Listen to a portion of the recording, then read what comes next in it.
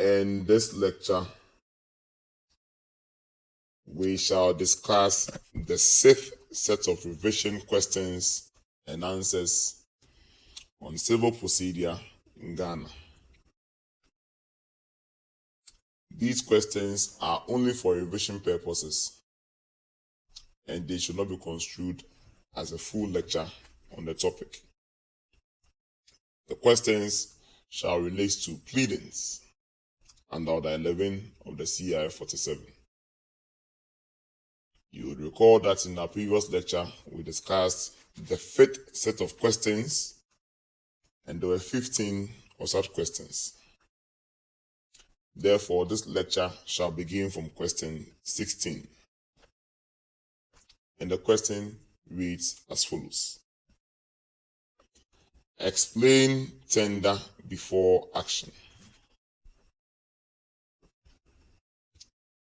Now, by way of background information, tender before action is one of the options available to a defendant in preparing the statement of defense. It's a defense the defendant can put up. The question says you should explain it. Here is the answer.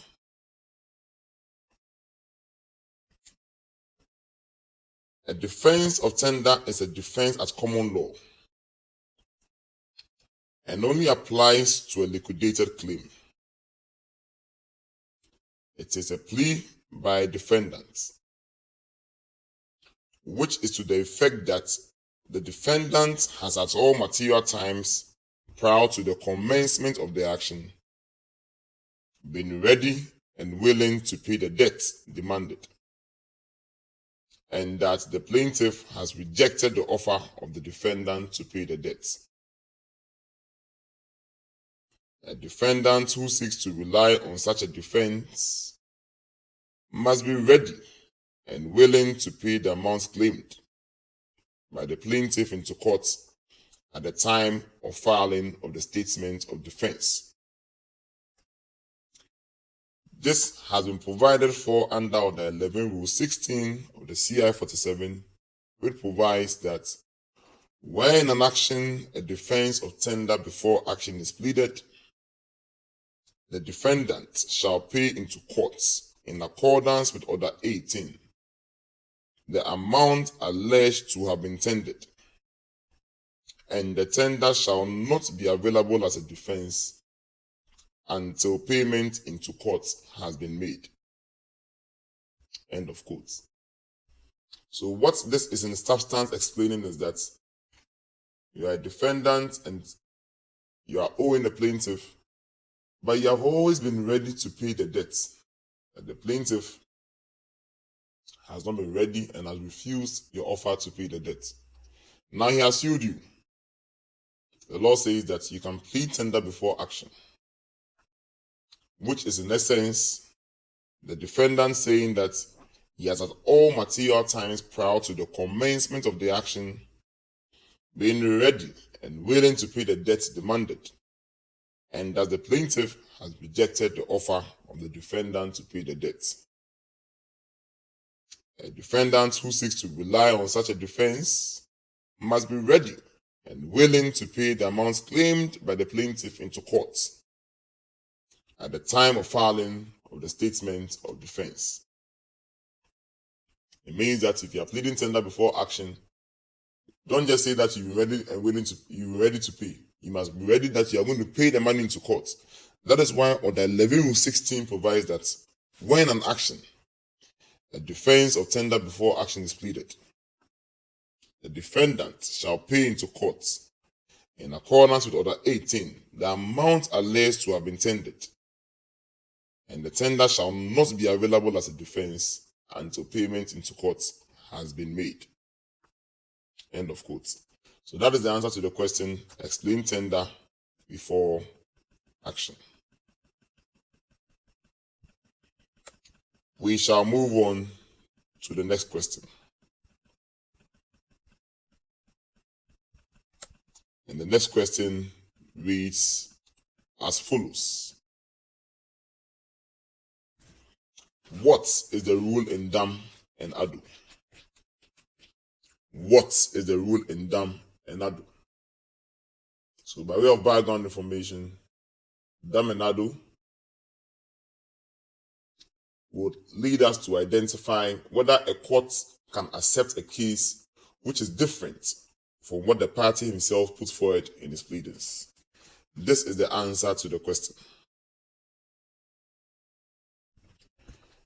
The rule is that a court must not substitute a case proprio motu, nor accept a case contrary to or inconsistent with that which the party himself put forward in his pleadings, regardless of whether the party is the plaintiff or the defendant. This is because the purpose of pleadings is to give fair notice of a case which has to be met, so that the opposing party may direct its evidence to the issue disclosed by them.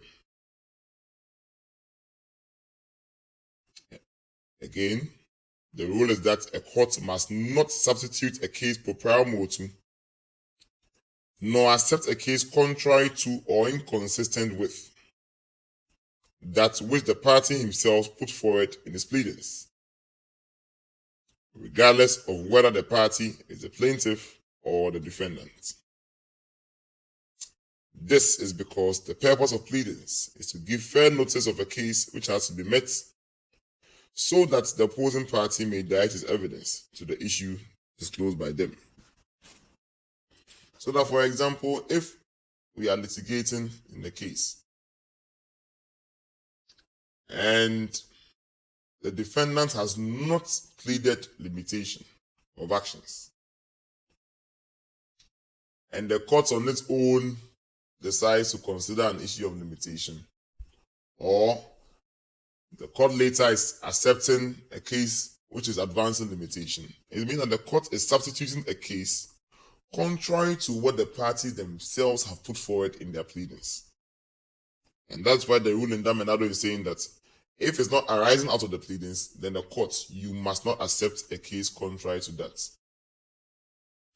So the rule is that a court must not substitute a case proprio motu, nor accept a case contrary to or inconsistent with that which the party himself put forward in his pleadings, regardless of whether the party is the plaintiff or the defendant.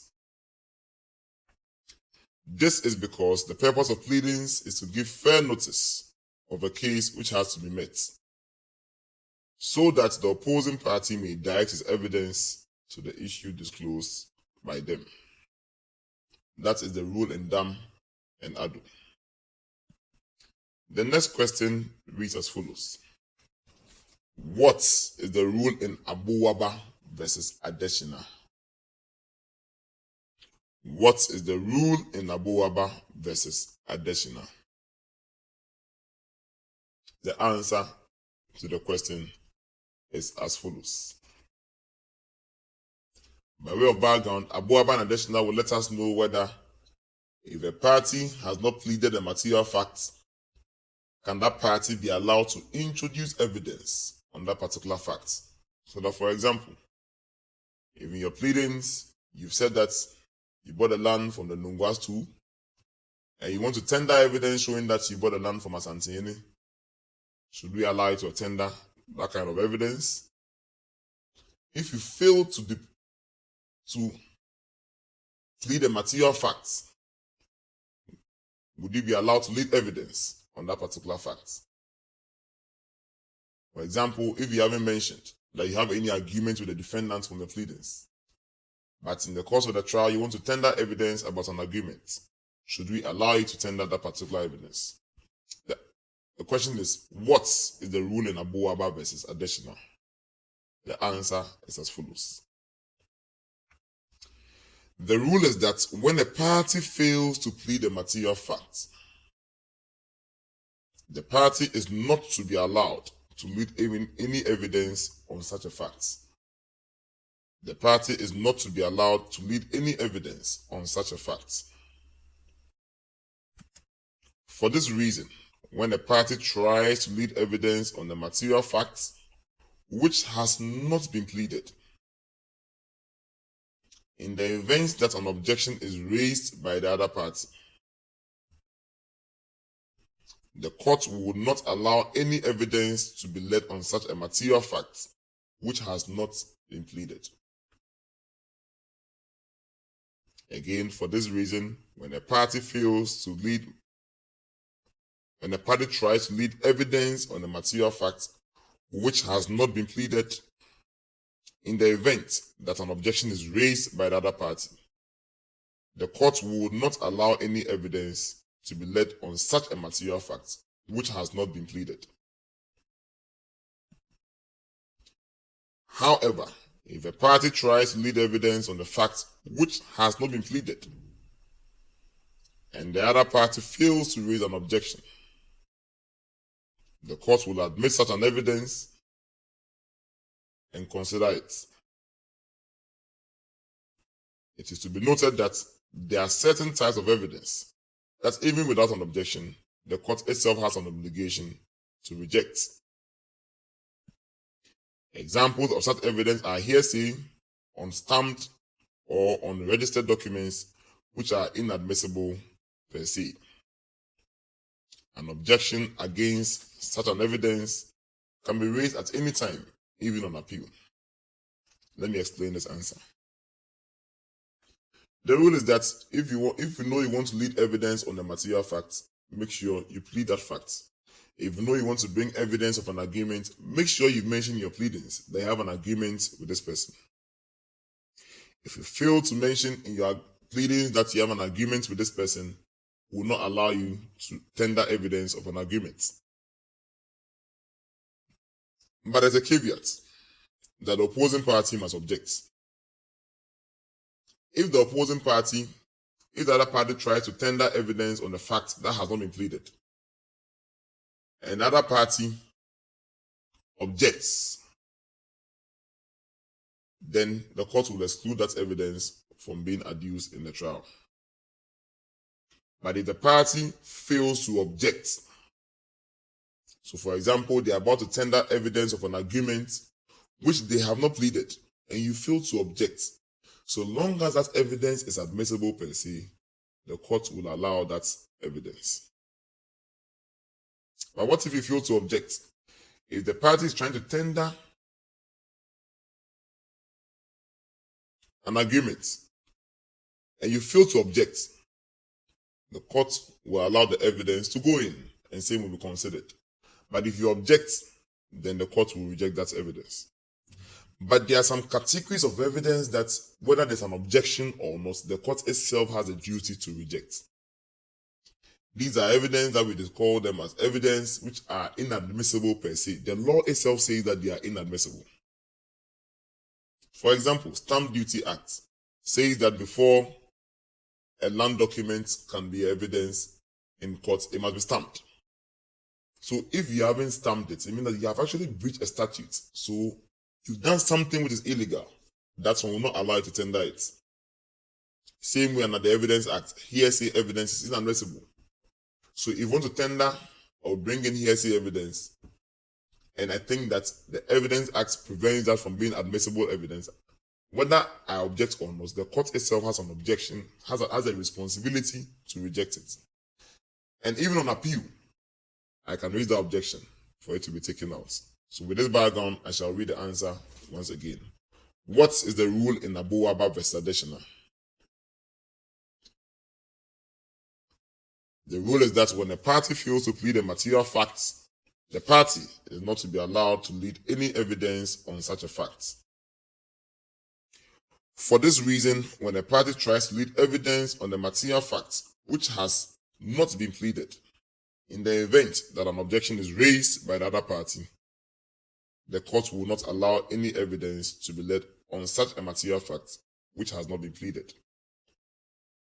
However, if a party tries to lead evidence on the fact which has not been pleaded and the other party fails to raise an objection, the court will admit such an evidence. It is to be noted that there are certain types of evidence that even without an objection, the court itself has an obligation to reject. Examples of such evidence are hearsay on stamped or on registered documents which are inadmissible per se. An objection can be raised against such evidence at any stage, even on appeal. The next question: what is the importance of pleadings in an action?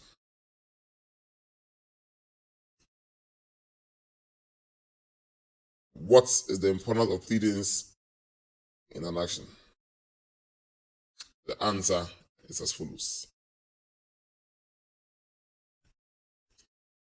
Pleadings serve the purpose of defining the issues in contention in the case before the courts.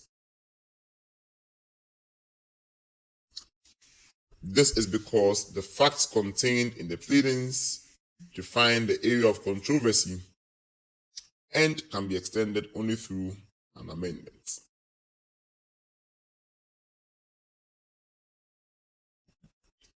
Pleadings also serve the purpose of giving notice to the parties in the case as to the case each side is to expect. This way, the parties are able to adequately prepare for the trial by determining and deciding the relevant evidence to be adduced in support of the defense. In this regard, pleadings play a role in determining the scope of evidence a party may be allowed to adduce at the trial.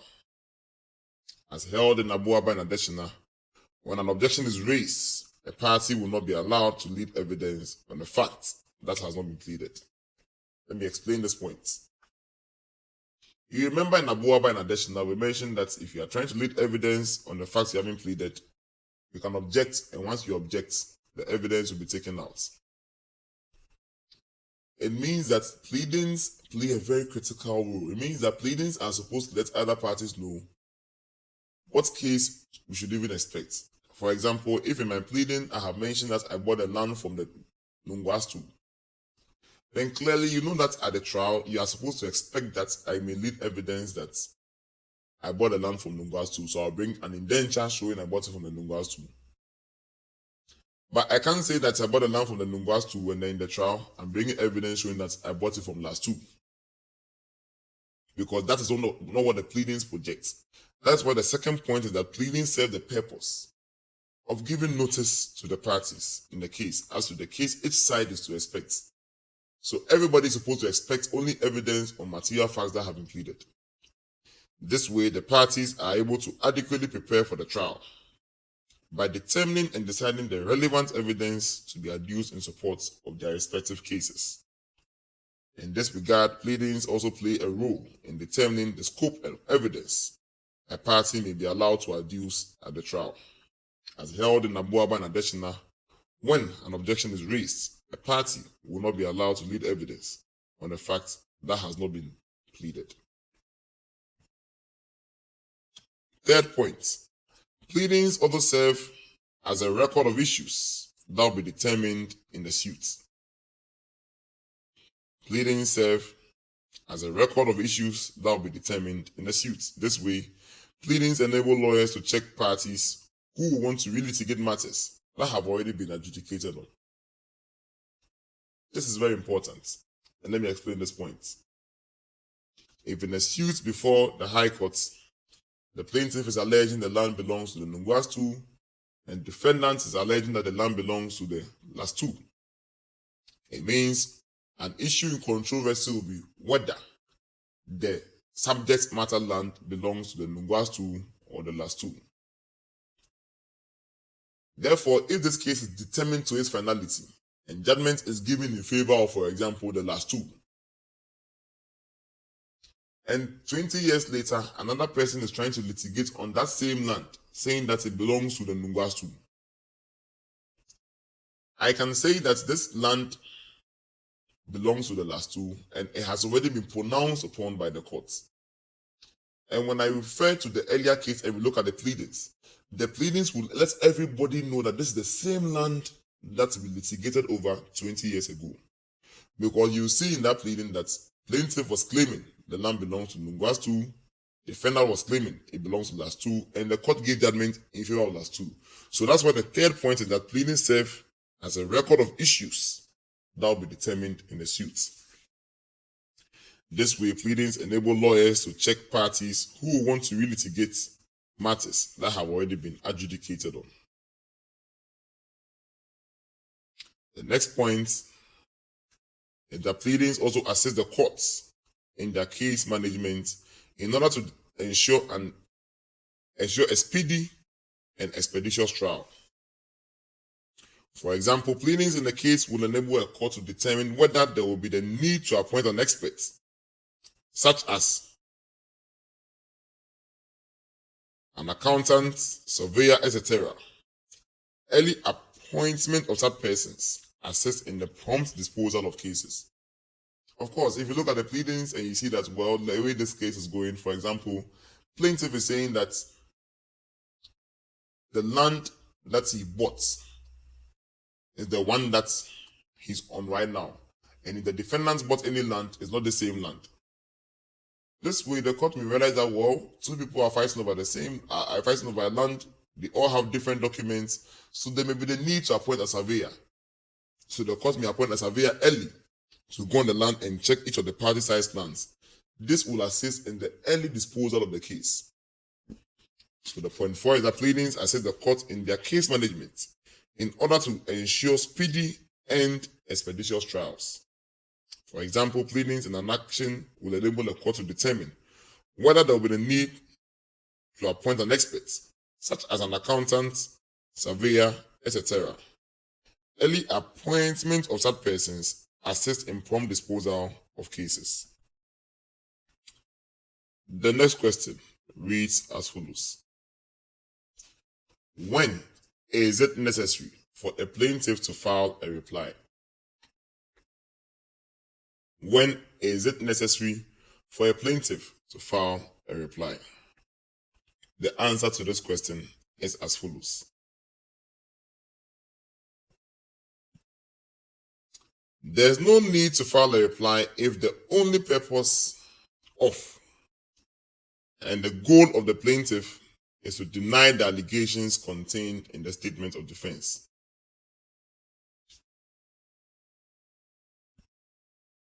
There is no need to file a reply if the only purpose of and the goal of the plaintiff is to deny the allegations contained in the statement of defense. This is because, pursuant to Order 11, Rule 14.1 of the CI 47, if there is no reply to a defense, there shall be a joinder on that defense, which means that all the material facts in the defense have been denied. So what this means is that if, as a plaintiff, I filed a statement of claim, defendant files a defense, and as plaintiff, I don't file a reply, automatically, by the force of Order 11, Rule 14.1, if there is no reply to a defense, there shall be a joinder of issue on that defense, which means that I will be deemed to have denied all the material facts in the statement of defense. That's why the first point is that there's no need to file a reply if the only purpose of and the only goal of the plaintiff is to deny the allegations contained in the statement of defense. This is because, pursuant to Order 11, Rule 14.1 of the CI 47, if there is no reply to a defense, there shall be a joinder of issue on that defense, which means that all the material facts in the defense have been denied. However, if there is a need for the plaintiff to set up an affirmative case of his own, which will serve the purpose of answering facts alleged by the defendant in the statement of defense, then a reply must be filed. For example, if the defendant raises an issue of jurisdiction and capacity in his defense, the plaintiff must necessarily file a reply to the defense. And let me explain the second point. We have already been told that there's no need to file a reply if all you need to do is to deny. But there are times when the defendant may have put something in the statement of defense which you must specifically answer to. For example, it says that you are not the one that has capacity to litigate over family land. That the family you have sued for, you are not the head of family. You don't have capacity. It might be necessary for you to answer that and show that you are the head of family, you are appointed on this day, and this was the ceremony that was held, and you have pictures to demonstrate it. So we are saying that there are times when the plaintiff needs to set up an affirmative case of his own in answer to the case put forward by the defendant in a statement of defense. In such an instance, a reply must be filed. For example, if the defendant raises an issue of jurisdiction and capacity in the statement of defense, a plaintiff must necessarily file a reply to the defense. And also, in addition to that, a reply may be necessary for compliance with Order 11 Rule 8, which provides that a party shall, in any subsequent pleading to a statement of claim, plead any matter specifically, for example, performance, release, any limitation provision, fraud, or any matter or fact showing illegality, which that party alleges makes any claim or defense of the opposite party not maintainable, or which, if not specifically pleaded, might take the opposite party by surprise, or which raises issues of facts not arising out of the preceding pleading. And let me explain this point as well. There are some matters that you are alleging. For example, you are alleging a limitation.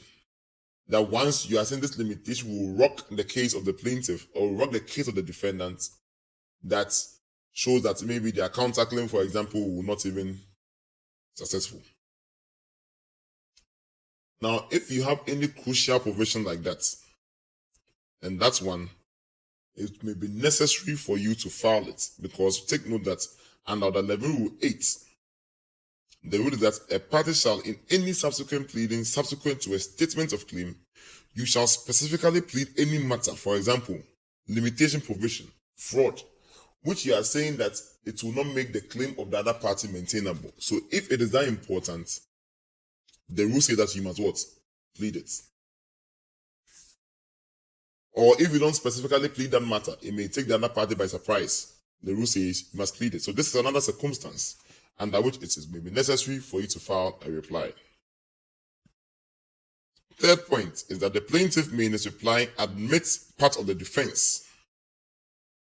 The plaintiff may also traverse. The plaintiff may also confess and avoid the allegations in the defense. As has been noted in the case of Hall and Eve, the reply is the proper place for meeting the defense of confession and avoidance. What does this mean?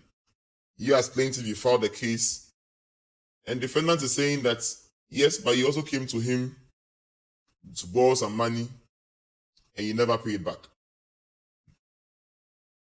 Now, as a plaintiff, for example, you can say that, yes, the money the defendant is claiming you borrowed it from him 20 years ago, and therefore that money he's claiming you borrowed from him is caught by the statute of limitation, and he can't claim it.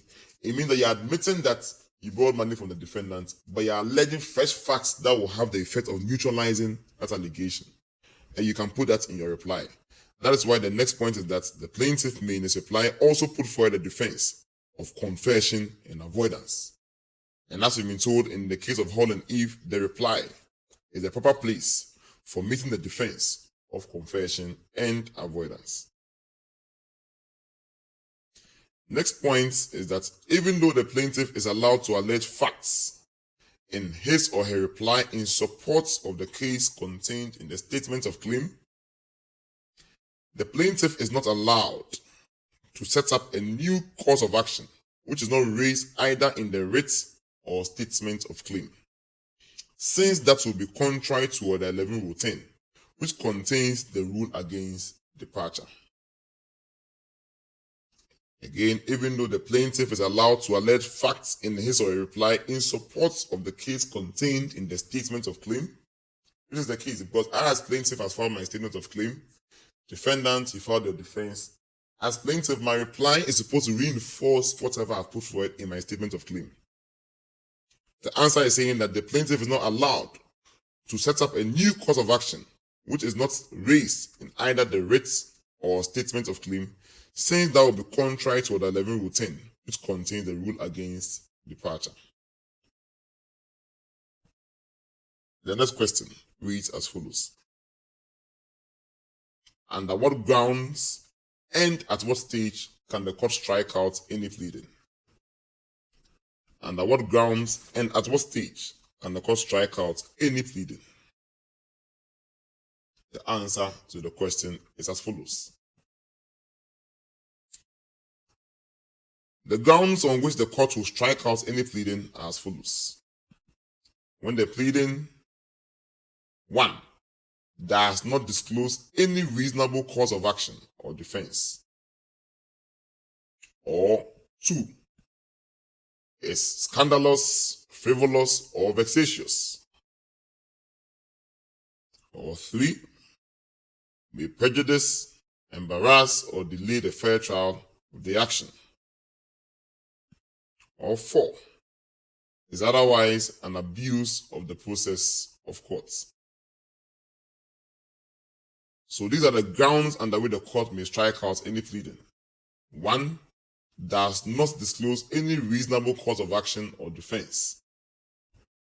2, is scandalous, frivolous, or vexatious. 3, may prejudice, embarrass, or delay the fair trial of the action. Or 4, is otherwise an abuse of the process of courts.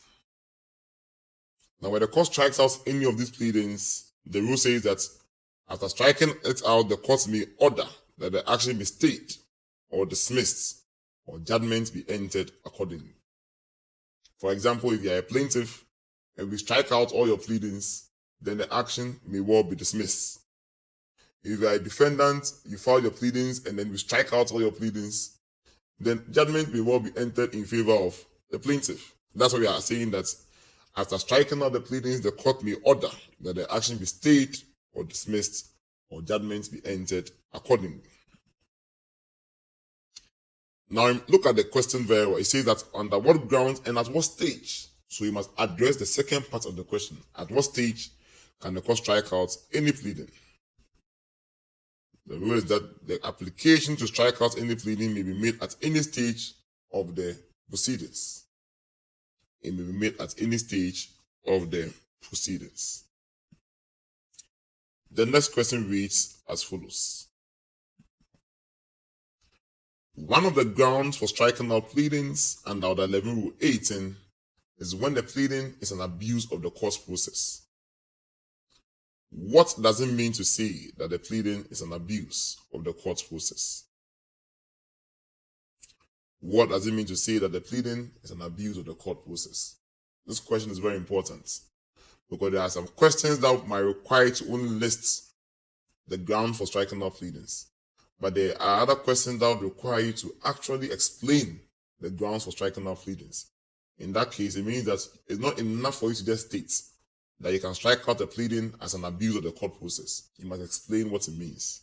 So this question says that, what does it mean to say a pleading is an abuse of the court process? The answer is as follows. Abuse of the court process generally refers to steps taken by litigants to make improper use of the court's machinery as a means of vexation and oppression in the process of litigation. Examples of abuses of the process are as follows. 1. Relitigation. In Henderson versus Henderson, it was held that in the absence of special circumstances, the parties cannot return to the court to advance arguments, claims, or defenses which they have put forward for decision on the first occasion, which they could have put forward for decision on the first occasion but failed to raise. Also, in the case of Nails Holding versus Ghana Commercial Bank, it was held that it will be an abuse of the court process for the court to allow a suitor to have an open-ended opportunity to be litigating and relitigating over and over again in respect of an issue that has already been decided against that party. So Henderson and Henderson also explains abuse of process will be saying that the parties cannot return to the court to advance arguments, which they could have put forward for decision on the first occasion, but they failed to raise. We discourage piecemeal litigation. If you come to court, bring all your case at once. You can't bring small today. When you lose, you bring the second part. No, it will be an abuse of the court process, according to Henderson and Henderson, and the case of Nails Holding versus Ghana Commercial Bank. Another example of an abuse of the court process is a spurious claim. You file a case which, if we all look at, it is a hopeless case. That case is inescapably doomed to failure. You are just bringing the case to waste the court's time. It is an abuse of the court process. Again, delay can also be an abuse of the court process. Because in the case of Remington versus Coles, Remington is spelled R-E-M, M for mango, I-N-G-T-O-N, Remington versus Coles, S-C-O-L-E-S, Remington, R-E-M-I-N-G-T-O-N versus Coles. It was found that the defendants in the defense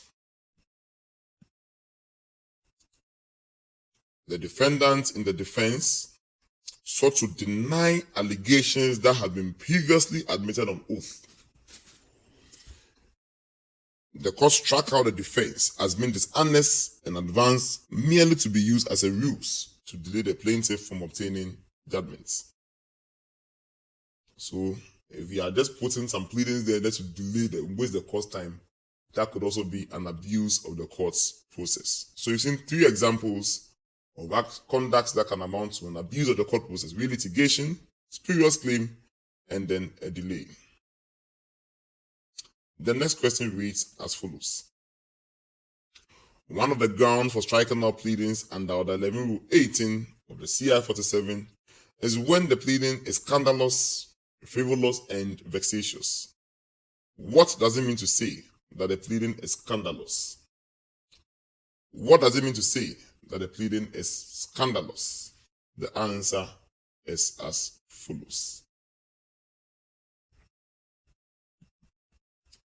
A scandalous pleading is one that is insulting, outrageous, an averment characterized by indecent language, and or an averment that contains irrelevant averments. However, allegations of dishonesty are not scandalous if they are relevant to the issue. This view has been upheld in the case of Millington versus Loring.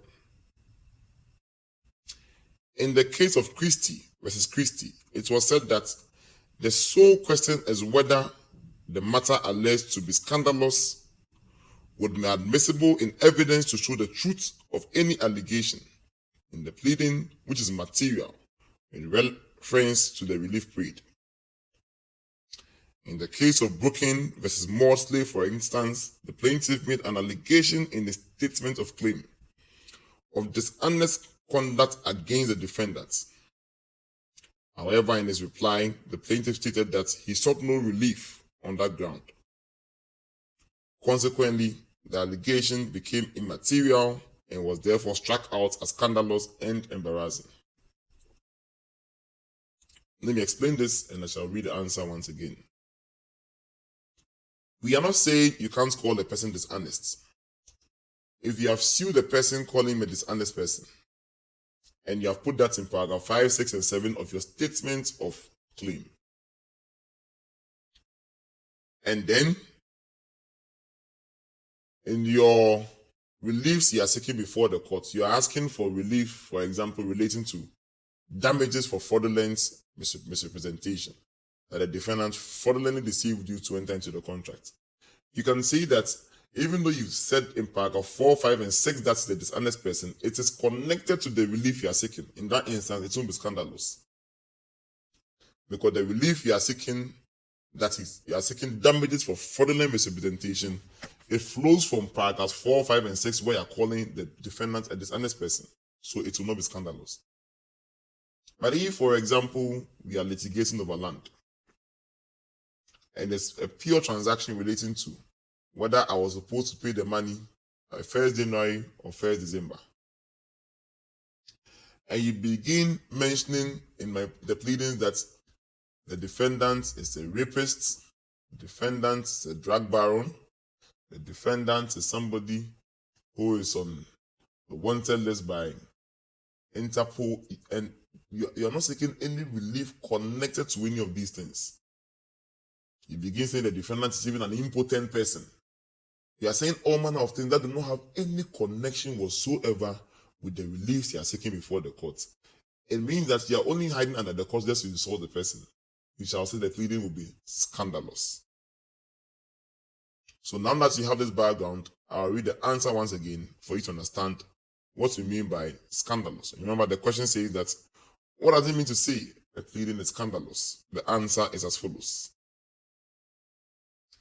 A scandalous pleading is one that is insulting, outrageous, and a vehement characterized by indecent language and or an averment that contains irrelevant averment. However, allegations of dishonesty are not scandalous if they are relevant to the issue. This view has been upheld in Millington, Millington, Millington versus Loring. Loring is Loring. In the case of Christie versus Christie, Christie is spelled Christie.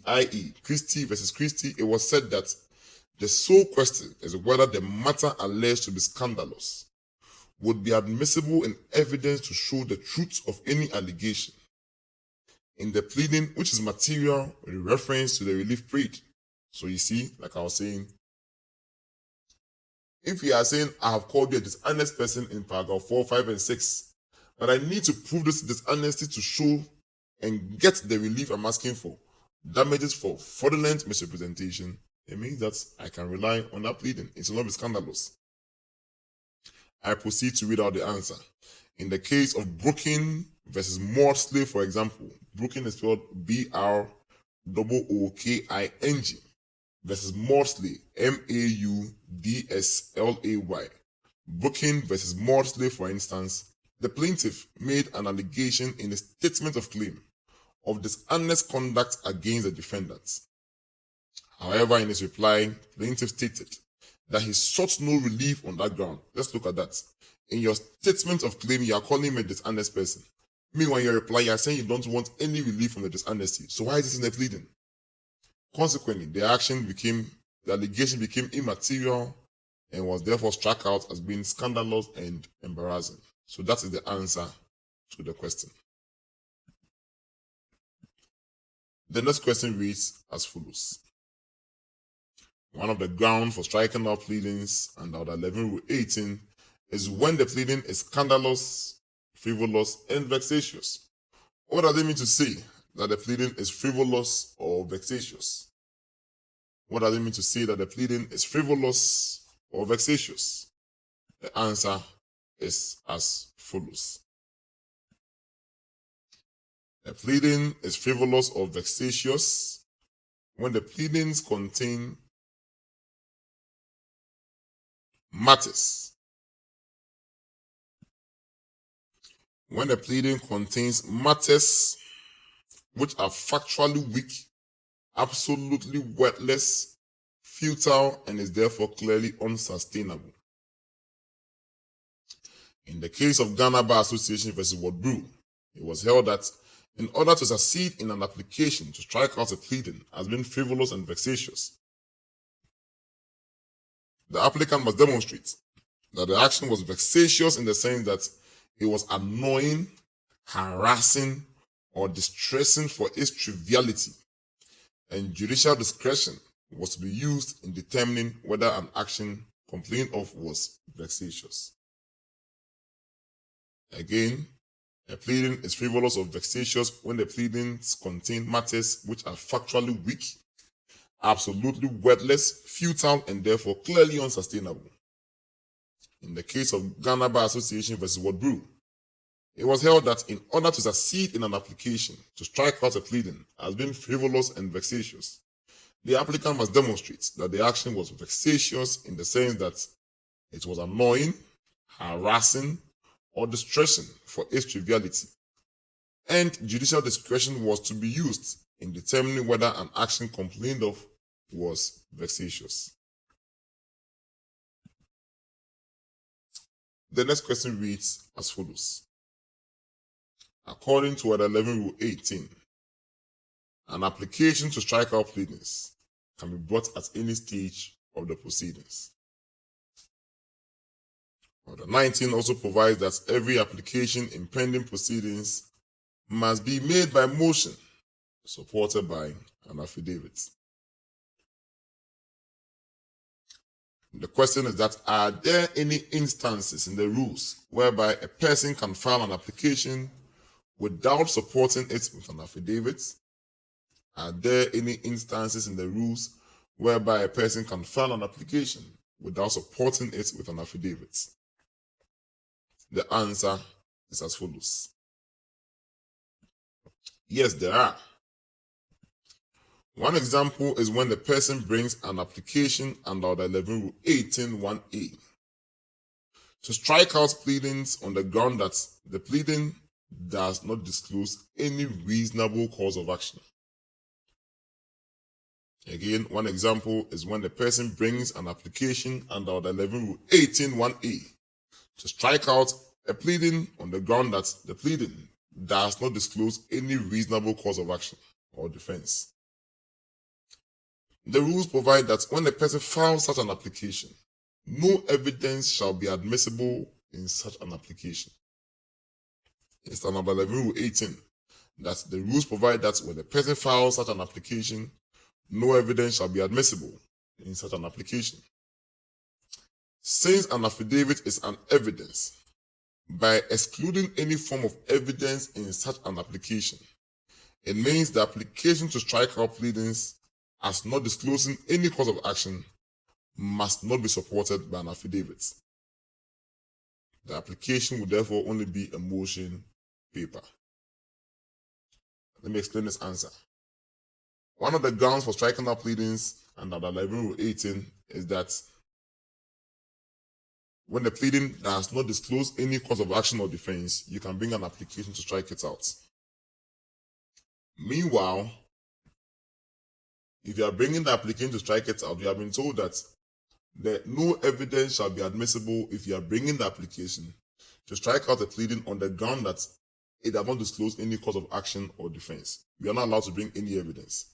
And remember, an affidavit is a form of evidence. So when you are bringing the application, you can't add evidence, meaning you can't add an affidavit. And therefore, the application will only be a motion paper. So the question is, are there any instances in the rules whereby a party can file an application without supporting it with an affidavit? Yes. One application is when you are bringing an application to strike out a pleading as not disclosing any cause of action or a defense. The other example is when you are bringing an application for directions under Order 32 of CI 47. Over here, an affidavit is also not required for such an application. The next question reads as follows. When a defendant is served with a writ of summons and a statement of claim, the defendant is required to file a defense, which may or may not be accompanied with a counterclaim. The plaintiff may also file a reply, which may be accompanied by a defense to counterclaim. Now the question is as follows. After the service of the reply, are there any other pleadings that can be filed by the plaintiff?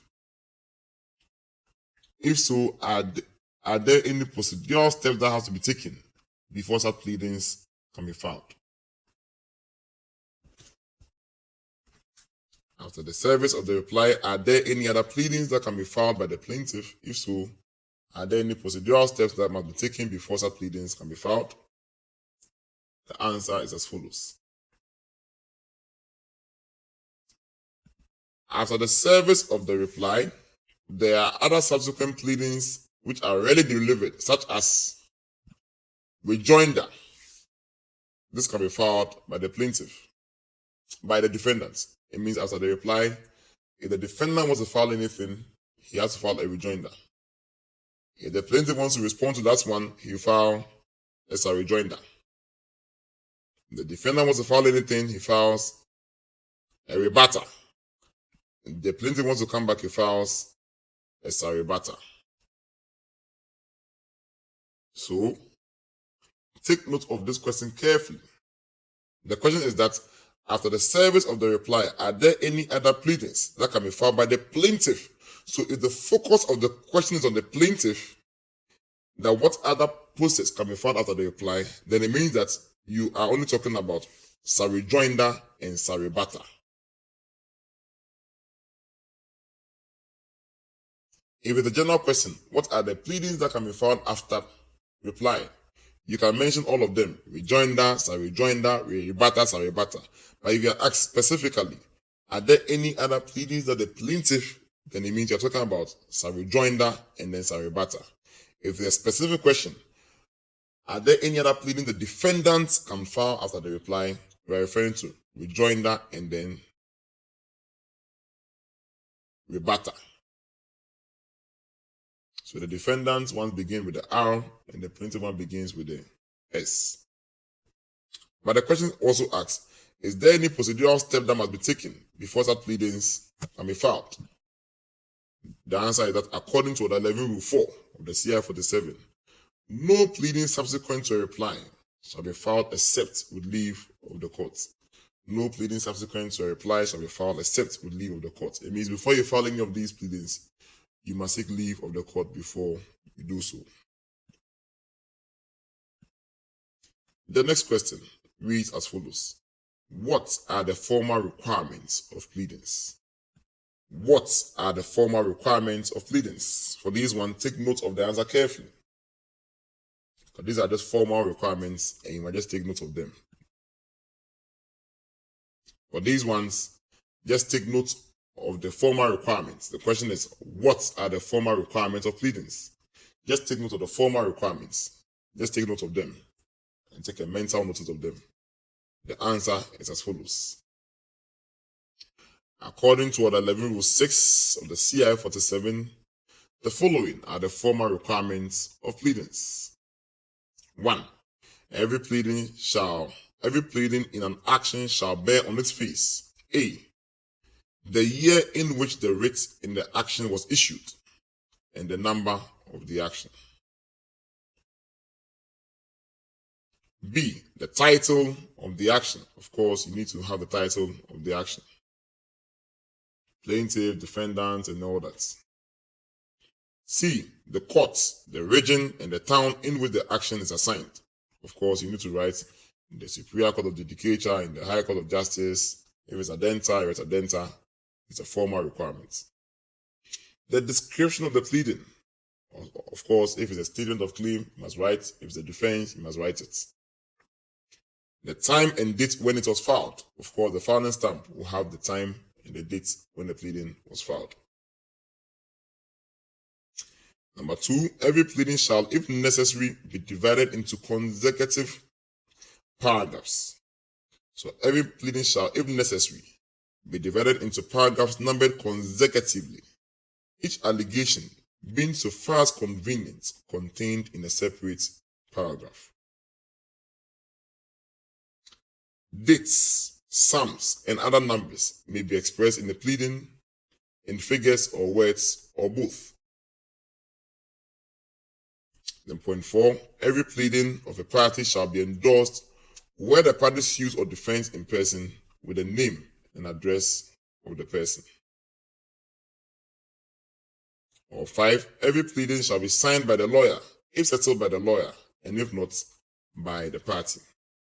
So these are the formal requirements of pleadings. Take note of them. The next question reads as follows. In drafting pleadings, a party is allowed to plead every material evidence in law that is required to establish the case of the party. In drafting pleadings, a party is required to plead every material evidence and law that is required to establish the case of the party. Is this assertion true? Is this assertion true? The answer is as follows. This assertion is false. This is because, according to Order 11 Rule 7, every pleading shall contain only a statement in summary form of the material facts on which the party pleading relies for the claim or defense, but not the evidence by which those facts are to be proved. And the statement shall be as brief as the nature of the case admits. In other words, you plead facts and not the evidence. Plead facts and we don't plead law. So the statement says that you are allowed to plead every material evidence and law, please, it is false. Because what we are allowed to plead are only facts, and we don't plead law, we don't plead evidence. I proceed with the answer.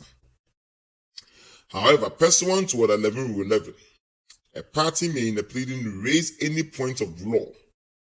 Also, when the party relies on the rule of customary law, the rule shall be stated in the pleading with sufficient particulars to show the nature and effects of the rule in question and the geographical area and ethnic group to which it relates. In other words, we plead facts, we don't plead law, but you can raise a point of law in your pleadings. And the rules also allow you to plead customary law by giving sufficient particulars so that we know the nature and effects of the rule in question and the geographical area and ethnic group to which it relates. So, the brief answer to this question is that we plead only facts. We don't plead law. We don't plead evidence. But even though we don't plead law, Order 11 Rule 11 allows a party to raise a point of law in the pleading. And also, if the party is relying on the rule of customary law, it shall state it in the pleading with sufficient particulars to show the nature and effects of the rule in question and the geographical area and ethnic group to which the customary rule relates. The next question reads as follows, and it will answer some questions you have from the previous question. According to Order 11 Rule 7 in drafting pleadings, a party is to plead facts and not law. However, according to Order 11 Rule 11, a party may in the pleading raise a point of law. And the question is as follows. What does it mean to raise a point of law, which is allowed under the rules? And how is it different from pleading law, which is not allowed? What does it mean to raise a point of law, which is allowed under the rules? And how is it different from pleading law, which is not allowed? The answer to the question is as follows. A party is not allowed to plead conclusions of law, but is allowed to raise points of law in its pleadings. The distinction between pleading law and pleading points of law was made in the case of Abaka and Ansah. Abaka is spelled A-B-A-K-A versus Ansah, A-N-S-A-H, where it was held that pleading law obscures or conceals the facts of the case, while raising the point of law defines or isolates an issue or question of law on the facts pleaded. To this end, where a party seeks to rely on a particular law as the basis for its claim or defense, the party is permitted to plead the particular provisions of the statute to rely on. In the case of Darko versus Imadi, Darko is spelled D-A-R-K-O versus Imadi, I-M-A-D-I, which was followed in Jaisu, D-S-A-I-S-U versus Ghana Breweries Limited, it was held that even though a party is not allowed to plead law, any party who intends to rely on a particular law must plead it. The court further held that a party is not absolved from compliance of this requirement by simply alleging statutes. Rather, the party alleging it must go further to give particulars of the section and what the other party has failed to do under that section. A party seeking to rely on the statute of limitation ought to plead it as a point of law. If a party fails to plead a statute of limitation, he cannot rely on it, as held in Dolphin, number 3, versus Speedline, Steve Doran Company, and another. So let me explain this question. Let me explain this answer. If you bring an action against me and it's a land matter, and I think that your action is statute barred, I can raise a point of law in my pleading by saying that the plaintiff's action is statute barred, but according to section so and so of the Limitations Act. I can put it there. The rule is saying that I must not only mention the legislation, I must go further and even give the section. If you've sued me and it's about recovery of money and I think it's caught by a statute of limitation, I can only just raise the point of law and say that this action is statute barred or sins against the Limitation Act, specifically section this of the Limitation Act. I'm raising the point of law because, as we've seen in the case of Darko versus Imadi, which was followed in Jaisu versus Ghana Breweries Limited, it was held that even though a party is not allowed to plead law, a party who intends to rely on a particular law must plead it.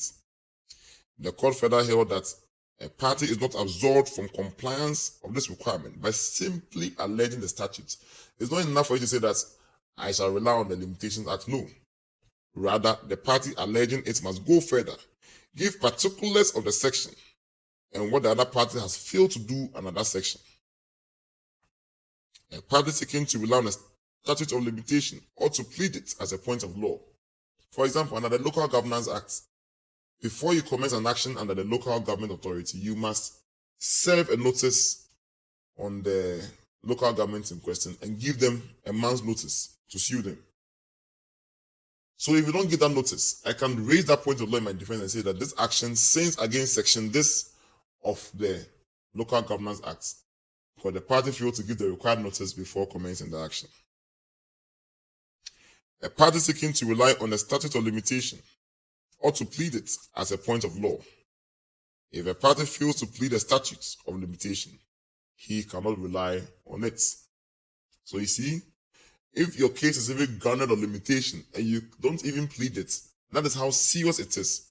Because you have been told in Dolphin versus Speedline, Steve Doran Company, and another that if you fail to plead a statute of limitation, you can't rely on it.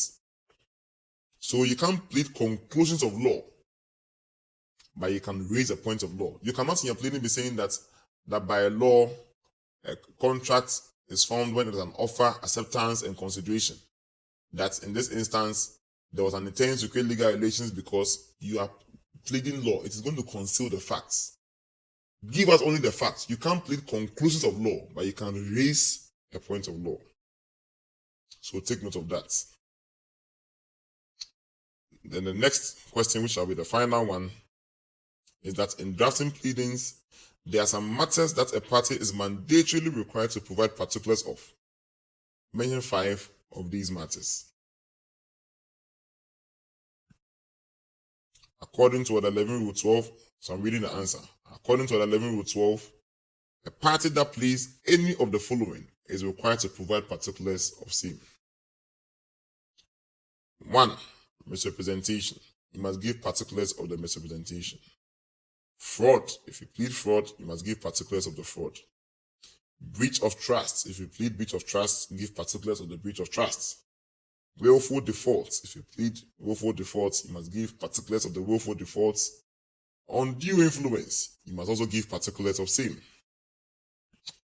And then also, particulars are to be provided when a person alleges any condition of mind of any person, whether of any disorder or disability of mind, or any malice fraudulent intention, or other condition of mind, except knowledge, particulars of the facts on which the party relies. So under 11 Rule 12 gives you some matters that you are required to provide particulars of: misrepresentation, fraud, breach of trust, willful default, undue influence, and there are some other ones like defamation, negligence. You must always give particulars of those matters. This will be the end of the set of revision questions and answers for civil procedure, and this focus on pleadings.